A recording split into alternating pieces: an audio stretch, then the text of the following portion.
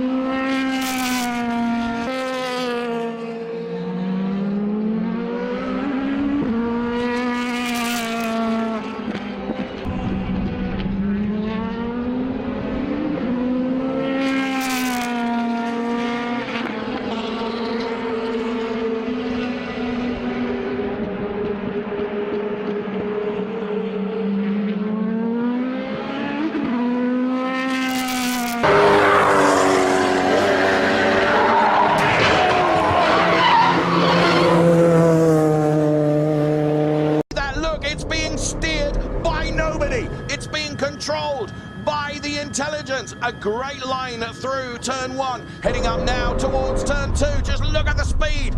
We're approaching 180 kilometers an hour as we go into turn two.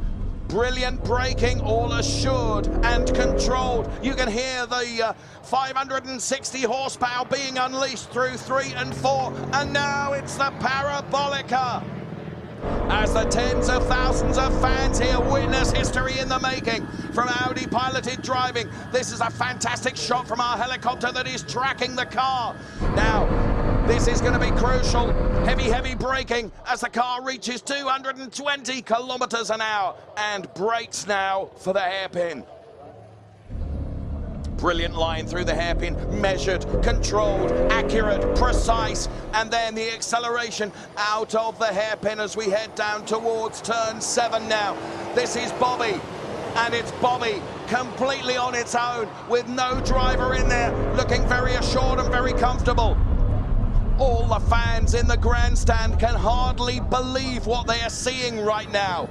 This car is being driven by technology, by intelligence, and look at that line as it's straight through. Turns 9 and 10 absolutely perfectly, taking exactly the optimum line that you would expect a top racing driver to take. Heading down now towards turn 11, turns in, and now this, the Sachs turn, where racing drivers choose different lines. Now, Bobby here, choosing to hug the inside there, just a little bit of curb, unleashes the power once again. We have turn 13 and 14 to do before a lap at racing speed is completed by a piloted car. This has been absolutely perfect. Not 1 foot wrong. It has been precise as it heads towards the start-finish line. The absolute optimum lap as the car comes to a stop now. So look at the front wing, where is it? Yeah, side impact, and you can see the engine there as well. So this is how it happened. So we're going to catch the end of it. Yeah, he's already gone off. Did you saw him? He was so close. Yeah, sometimes you lose the downforce and the steering wheel. Oh, look at that. Just losing the rear. Yeah, the little 600 as we head off down Bray Hill. Tight to the hedge on the right, flick through the crossroads. We want everything lined up right so I can hold it absolutely flat out through the bottom of Bray Hill.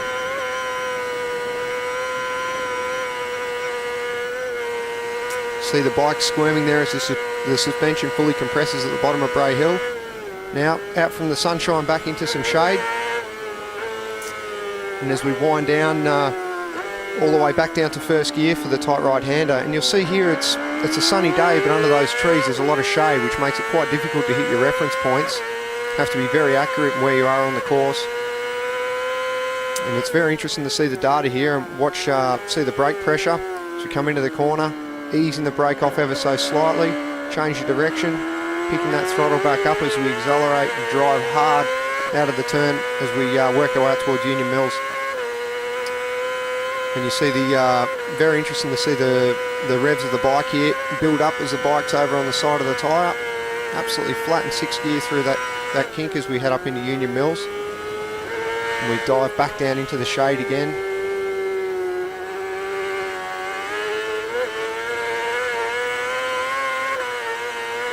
And you hear the bike squirming there as the suspension's compressing as I'm asking everything I can out of that back tyre, accelerating as hard as I possibly can.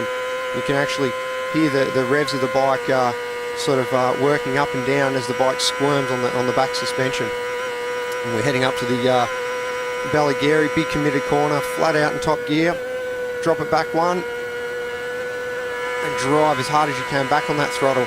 Want to carry every bit of speed we can and more as we're heading up towards Crosby in a really fast section of the course. So every bit of speed we can carry out of Ballygarry is going to help in our big run up the next hill. Now that's a fully committed corner there, not lifting an absolute millimetre. It's the throttle wire full tight as we go through that corner. 6th gear and tipping in about 180 miles an hour, so very committed corner. Bit of a wheelie as we come over the crest there and we start heading down towards Greeba Castle. So we see the speed there reaching a maximum of almost 185 miles an hour. Back a couple of gears and on the throttle as we drive down into Greeba Castle. And once again, back down under the shade of those trees. So from bright sunshine into heavy shade. So very, very technical section and made all the harder by the shade of the trees in the sunny afternoon.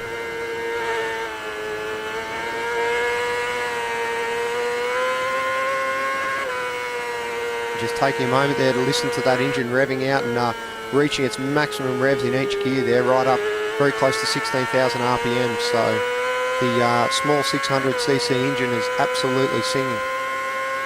Now we head up here into Gorsley, another very, very committed corner.